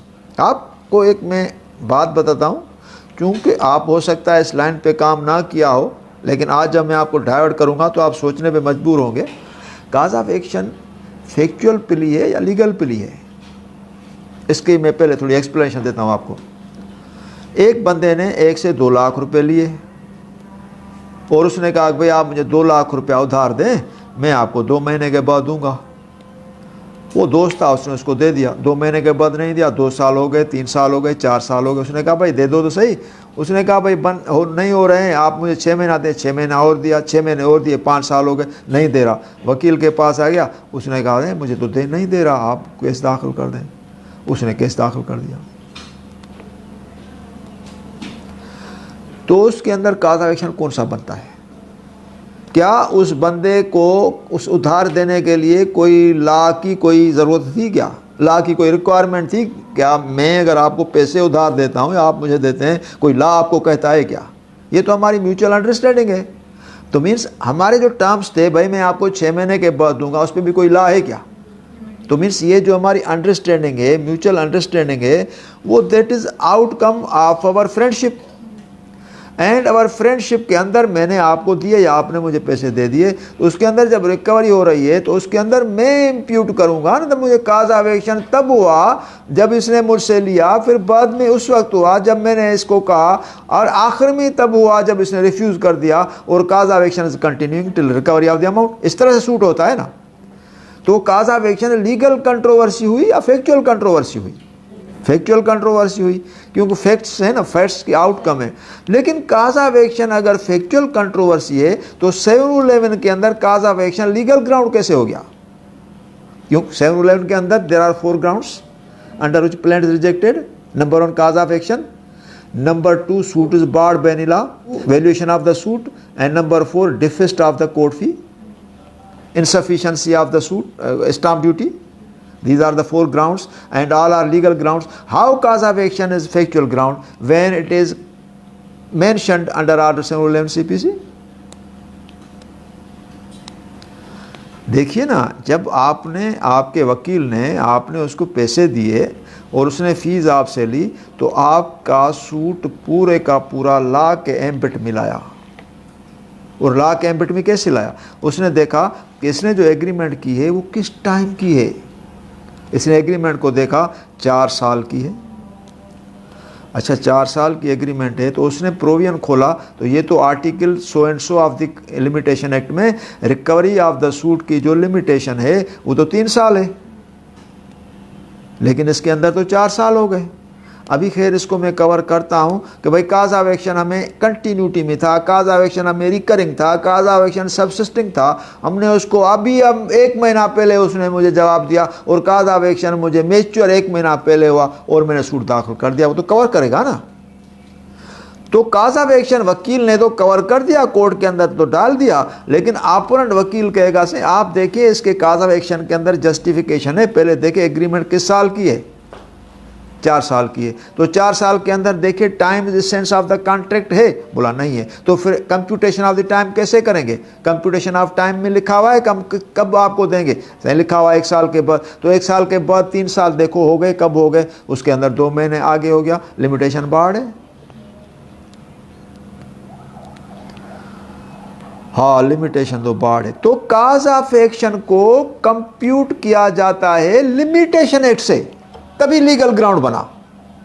ऐसे थोड़ी है काज़ of action आपने लिया और court ने इप्सो facto blindly आपको आंखें बंद करके मान लिया। नहीं, काज़ ऑफ एक्शन कोर्ट देखेगी कि इसको whether he is in time और beyond the time, whether plaintiff has approach the court within time और बियॉन्ड द टाइम। तो ये चीज़ें होती हैं। इसीलिए इस पॉइंट पे ये जो काज़ ऑफ एक्शन है ये लीगल ग्राउंड हो गया ना। फैक्चुअल तो है, लेकिन आप उस काज़ ऑफ एक्शन की बेसिस पे कोर्ट में जा रहे हैं और कोर्ट फेवर करती है विजिलेंट को, नॉट इंडोलेंट। अच्छा, अभी जजेस found difficult to give proper definition to recurring. अभी तक जजेस ने रिकरिंग को सही माना में डिफाइन नहीं किया है कि what is recurring and what should be the purport of recurring. Number 4, it might be state of facts that entitles the party to maintain an action in a judicial forum. Recurring cause of action ऐसा एक cause of action है जिसको judicial forum पे maintain किया जाता है, और उस रिकरिंग काज को जज डिस्टिंग्विश नहीं कर सकता। क्यों? A primary right to the plaintiff actually violated by the defendant। जो उसका बेसिक राइट है ना, प्राइमरी राइट है, वो डिफेंडेंट वायलेट करता है। जब वो डेफिनेट वायलेट करता है, or the threatened violation of such right which the plaintiff's entitled to prevent under suits or injunctions. जो उसको थ्रेट करता है तो कोर्ट में नहीं जाते, लोग कहते हैं कि भाई मुझे इंजेक्शन दो, स्टे दो, उसकी जो इन्वेशन है, थ्रेट है, I apprehend that he will dispossess me and otherwise due process of law, I may be provided due process of law, some of protection so that I can maintain the very thrust and purport of the suit, otherwise if I am ejected और dispossessed the very object of the suit will be defeated. तो इस point पे court तो उसको consider करती है ना। अच्छा, जो इम्पॉर्टेंट चीज़ है रिकरिंग काज ऑफ एक्शन की वो ये है, in a recurring cause of action things do not stop even after filing of the suit. Stop है ही नहीं, रिकरिंग काज ऑफ एक्शन है, स्टॉप है ही नहीं। वो अभी आप नहीं समझेंगे, अभी आप मुझे सिर्फ ये सुने कि मैं क्या कह रहा हूँ, लेकिन मैं आपको इंस्टेंसेस दूंगा ना, फिर आपके लिए सारी चीज़ें क्लियर हो जाएंगी। Number 2, if man is forcefully dispossessed, यहाँ एक क्लियरिफिकेशन आ रही है, if man is forcefully dispossessed from his lawful position, his displacement and dislocation with every inconvenience right from dispossession till the time of his restoration would tantamount in a recurring cause of action with every passing day. कैसे? अभी मैं इस position में हूँ, तो I am tenant, landlord आता है, मेरा सामान बाहर फेंक देता है। भाई मैं आपका टेनेंट हूँ, मेरे पास एग्रीमेंट है, और आप अगर मुझसे कोई ग्रीवेंस है तो जाकर यानी डिफ़ॉल्ट पे या किसी और पर्सनल ग्राउंड पे इजेक्टमेंट एप्लीकेशन डालें, वहाँ से कोर्ट से ऑर्डर ले लें। मैं इस तरह से, आप किस तरह से, क्योंकि मैं तो आपका टेनेंट हूँ अंडर रेंट एग्रीमेंट। वो बोलता है नहीं मेरी जगह है, मुझे दे दो। इस तरह से किया तो मैंने जाकर कोर्ट के अंदर केस दाखिल कर दिया। जब मैंने कोर्ट के अंदर केस दाखिल कर दिया तो फॉर रिकवरी ऑफ पोजीशन, जो सेक्शन 9 के अंदर जो सूट मैंने दाखिल कर दिया for recovery of the possession, that is purely exclusive based on recurring cause of action. अच्छा, what is recurring cause of action? उसके अंदर मैं कहूँगा सही, इसने मुझे सफ़र कराया, मेरा एक सेंटर था, मैं वो चला रहा था, मेरे पास स्टूडेंट्स आते थे, मेरा वो सेटअप था। अगर मुझे टाइम देता तो मैं कि दूसरी जगह पे जाता। अभी 2 महीने इस तरह से मेरे स्टूडेंट्स जो है वो नहीं आए, वो सारे डिस्टर्ब हो गए, उसकी सारी फीस जो है ना वो मैंने सफ़र की, और सारी चीज़ें मैंने जब नुकसान का जो कैलकुलेशन की वो लाखों में चला गया। तो मैंने कहा वो मुझे डैमेज दे दे। कोर्ट ने अभी मेरा सूट सपोज कीजिए डिसमिस कर दिया, तो लॉ कहता है कोर्ट ने अगर आपका सूट डिसमिस कर दिया है तो आप दूसरा सूट दाखिल कर दें, और दूसरा सूट दाखिल कर दें, आपके लिए res judicata will not come in your way. नीचे आता है res judicata will not apply if cause of action is proved as recurring one. देखो ना, आप समझ में आ रहा है ना कि रिकरिंग वन कैसे? मैं यहाँ से गया, मैंने किसी दूसरी जगह पे गया, वहाँ से मेरे स्टूडेंट्स की स्ट्रेंथ कम हो गई, वहाँ से लोग एड्रेस पे नहीं पहुँचे, सारी चीज़ें हैं, तो मेरा नुकसान तो रिकरिंग हुआ ना, कंटिन्यूटी में हुआ ना, अगेन एंड अगेन हुआ ना, आफ्टर एवरी पासिंग डे हुआ ना। If cause of action is proved as recurring one, second suit can be filed and maintained despite dismissal of the first suit. The doctrine of res judicata will not apply in the circumstances. Res judicata will not apply. Res judicata recurring cause of action में apply नहीं करता। अच्छा, अभी यहाँ मैं आपको फिर limitation act के सेक्शन 23 में ले जाता हूँ जो रिकरिंग काज ऑफ एक्शन पे है, कि वो प्रिस्क्राइब करता है सेक्शन 23 लिमिटेशन एक्ट का, कि जहाँ काज ऑफ एक्शन रिकरिंग है और कंटिन्यूस ब्रीचेज हैं, वहाँ लिमिटेशन भी अप्लाई नहीं करता। ये भी अगेन इट इज़ वेरी यानी important and interesting. Recurring cause of action is imputed with continuing breaches of wrongs with reference to section 23 of limitation act. Section 23 कहता है कि in the case of continuing breach of contract and in case of continuing wrong, दोनों चीज़ें, अगर contract भी continuity में breach हो और रॉन्ग भी कंटिन्यूटी में हो, a fresh period of limitation begins to run at every moment. तो जो सेकंड सूट हम दाखिल करेंगे ना, तो आपको मैंने कहा, आपने तो मुझसे सवाल नहीं किया कि अगर सेकंड सूट दाखिल करेंगे तो बोलेंगे कि भाई आप तो 4 साल पहले डिस्पोज हुए थे वो सूट तो आपका डिसमिस हो गया। अब नए सूट के लिए नई लिमिटेशन आप कहाँ से दाखिल करेंगे? तो यहाँ आया सेक्शन 23 में, उसके लिए कोई लिमिटेशन नहीं। जब कोई लिमिटेशन नहीं है कि time during which the breach of the wrong is the case may be continuous, limitation begins to run at every moment of the time during which the breach और the wrong is the case may be continuous, means the process and provision of limitation is relaxed. अभी मैं आपको एक examination का question देता हूँ, ज़बरदस्त है, जो हमारे स्टूडेंट से पूछते हैं इम्तिहान के दौरान इसी रिकरिंग काज ऑफ एक्शन पे। अभी पूछा कि भाई ये वाइफ है and she file the suit for dissolution of marriage and that suit of wife by way of evidence was dismissed.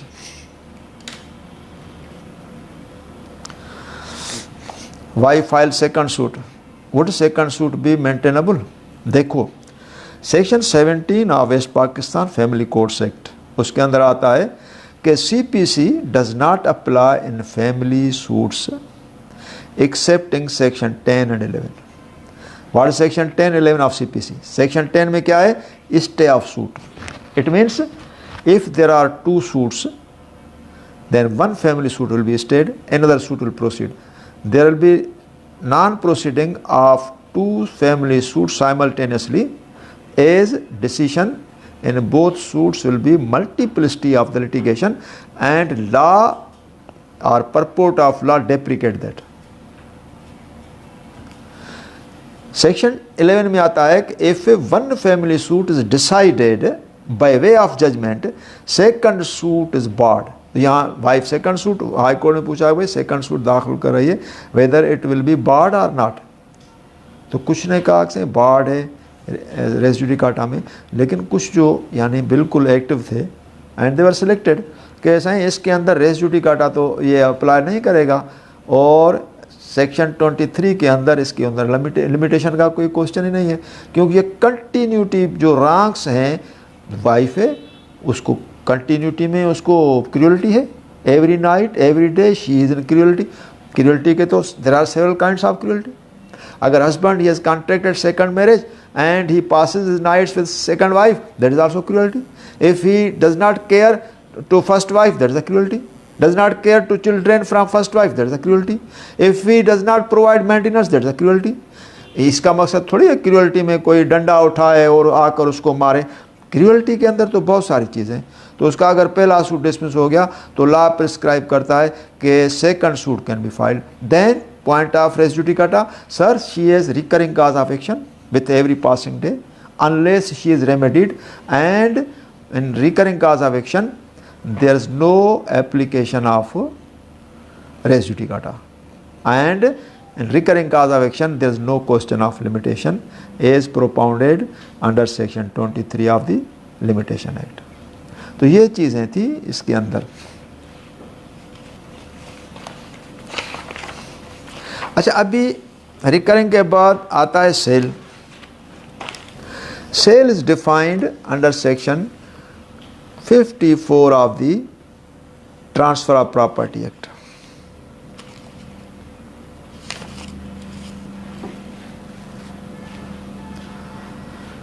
Sale is a transfer of ownership. मैंने आपको पहले भी अपने डिफरेंट लेक्चर्स में बताया है कि हम कोई भी ट्रांजैक्शन करते हैं उसके अंदर कुछ ना कुछ ट्रांसफ़र करते हैं।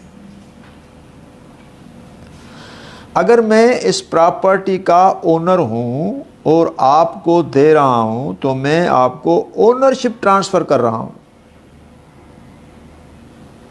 अगर इस प्रॉपर्टी का मैं अटॉर्नी हूँ और किसी ने मुझे थ्रू पावर ऑफ अटॉर्नी के अथोराइज किया है कि भाई आप इसको सेल करें, तो मैं सेल तो करूंगा on the basis of power of attorney, लेकिन आपको उसके अंदर मैं इंटरेस्ट ट्रांसफ़र करूंगा, क्योंकि सेल ओनरशिप तो उस माल के पास है। अगर ये प्रॉपर्टी मैं बैंक के पास रखता हूं और बैंक को गिरवी मॉर्गेज रखता हूं, तो बैंक को मैं इस प्रॉपर्टी का इंटरेस्ट ट्रांसफ़र करूंगा। अगर ये प्रॉपर्टी मुझे सबलीज है क्योंकि यहाँ तो 50-60 ऑफिस हैं तो सेल डीड तो नहीं होगी, लीज तो एक होगी जो बिल्डर के पास होगी, फिर बिल्डर सबलीज करके देता है। अगर आपको मैं सेल करता हूँ तो सबलीज की बेसिस पे मैं इस प्रॉपर्टी का आपको राइट ट्रांसफ़र करता हूँ, जो मुझे सबलीज के थ्रू राइट है। अगर इस प्रॉपर्टी के अंदर ये पोर्शन जो है मेरा केबिन का मैं आपको ट्रांसफ़र करता हूँ, यानी आपको देता हूँ एज अ लाइसेंसी, क्योंकि लाइसेंस इसके अंदर होगा। प्रीमिसेस के अंदर दो तो टेनेंसी एग्रीमेंट्स तो नहीं होगी, एक तो टेनेंसी होगी, एक तो लाइसेंस होगा।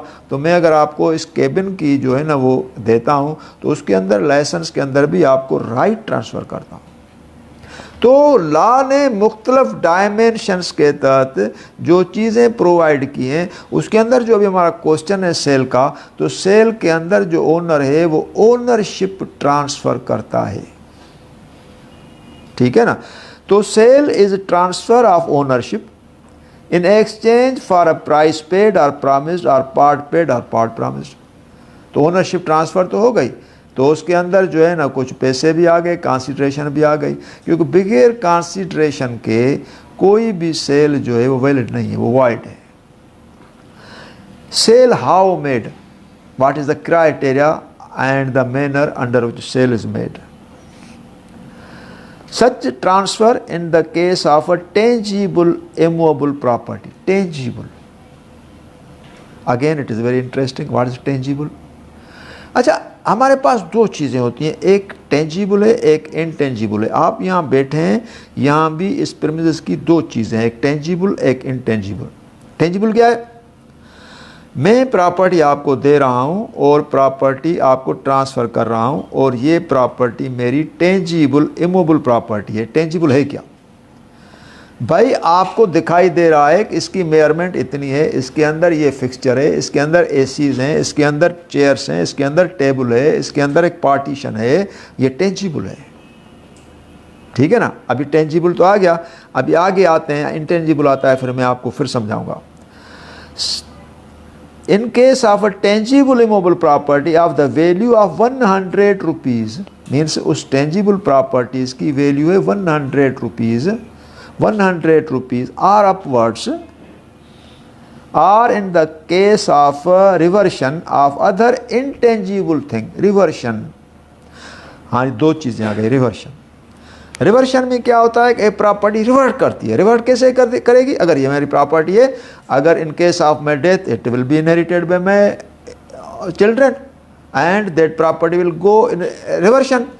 और इंटेंजिबल प्रॉपर्टी जो चीज़ दिखाई नहीं देती, टेंजिबल दिखाई देती है, इंटेंजिबल दिखाई नहीं देती। मसलन आपने देखा कुरैशी साहब तो बैठा हुआ है, माशाल्लाह कुरैशी साहब लेक्चर भी दे रहा है और उसका सेंटर साल से है। अभी आपको ये पता नहीं है कि कुरैशी साहब इस ऑफिस का ओनर है या टेनेंट है। This is intangible. कैसे? आपको ये पता नहीं है। अच्छा, अब सपोज कीजिए अगर ये कुरैशी साहब आपको पता है कि ये नहीं ओनर है, तो आपने मेरी सेल डीड नहीं देखी। अगर आपको ये पता है कुरैशी साहब इसके अंदर टेनेंट है, तो आपने वो सेल एग्रीमेंट नहीं देखी, नंबर 1। और ये दूसरी इंटेंजिबल चीज़ इस ऑफिस की है कि अगर मैं आपको पता चल भी जाता है कि कुरैशी साहब इस ऑफिस के अंदर टेनेंट है, तो आपको ये पता नहीं है कुरैशी साहब कितनी रेंट देता है।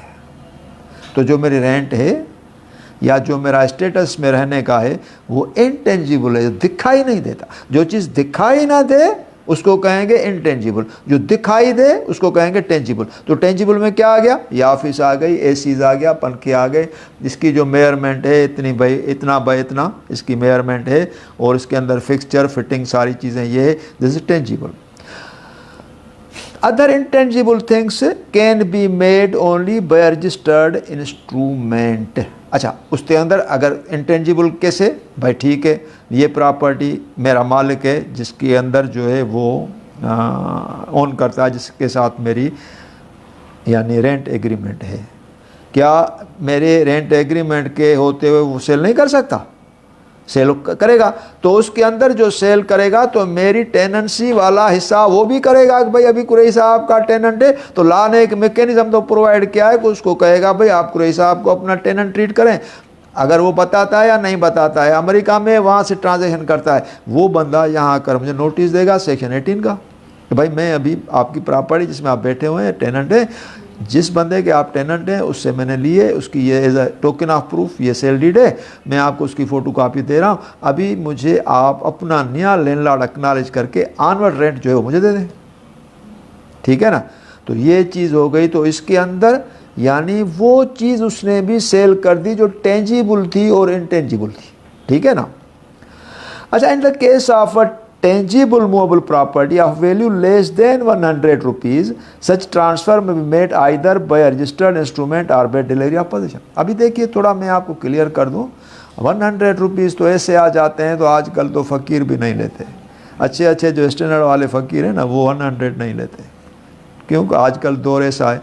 लेकिन ये जो रजिस्ट्रेशन एक्ट है वो 1908 का, और 1908 में 100 रुपये में 4 एकड़ ज़मीन मिलती थी। जब 4 एकड़ ज़मीन मिलती थी, उस एकड़ की अभी वैल्यू है 30 से 40 लाख, मीन्स 1 करोड़ 20 लाख का 100 रुपया था उस वक्त के, यानी उस वक्त का 100 आज के 1 करोड़ 20 लाख के वर्थ का है। तो उस वक्त क्या होता था, 100 रुपये की कोई प्रॉपर्टी होती नहीं थी, 100 रुपये से नीचे होती थी। तो उसने लिखा गया कि जो 50 रुपये की या 100 रुपये से कम की जो कास्ट की हो उसकी रजिस्ट्रेशन वगैरह कराएं तो ठीक है अपनी सेटिस्फेक्शन के, लेकिन उसका इफेक्ट होता विथ डिलीवरी ऑफ पोजीशन। आप पोजीशन दी वो कंप्लीट हो गई, sale is complete with delivery of position. तो ये इसके अंदर लिखा गया है। Delivery of tangible immobile property takes place when the seller places the buyer or such person as he directs in possession of the property। Tangible means इसकी सारी जो भी चीज़ें हैं जो दिखाई देती हैं वो with delivery of possession, जो 100 रुपये से कम हो। अदरवाइज अगर 100 रुपया या अपवर्ड है तो फिर उसकी रजिस्ट्रेशन होगी as per section 17 of the registration act.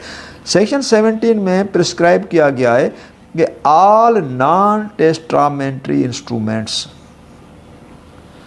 तो this is also again important कि यानी उसके अंदर ये है कि रजिस्ट्रेशन होगी नॉन टेस्टामेंट्री इंस्ट्रूमेंट की। अभी अगर पॉइंट है कि what are non testamentary instruments, तो जो हमारे लॉ के अंदर जो टेस्टामेंट्री इंस्ट्रूमेंट है वो 2 टाइप के हैं। These are 2 types of the testamentary instruments. Number 1 will, it is a testamentary instrument. Number 2, that gift deed which is executed at the deathbed। जो डेथ बेड पे गिफ्ट एग्जीक्यूट की गई है वो भी टेस्टामेंट्री है, क्योंकि it will take effect after death, और will take effect after death. तो मीन्स वो डॉक्यूमेंट जो एट दैट मोमेंट अगर एग्जीक्यूट नहीं होते या उनका इफेक्ट नहीं होता, इन फ्यूचर डेट उसका इफेक्ट होता है, तो those documents do not require registration. तो ये सेल है, और उस सेल के अंदर जो सेक्शन 54 है उसके अंदर ये इंग्रेडिएंट्स हैं। तो उसके अंदर जो ट्रांसफ़र होता है वो ओनरशिप होता है, जो ओनरशिप ट्रांसफ़र होता है उसके अंदर रजिस्ट्रेशन होती है if document pertains or exceeds amount of rupees 100।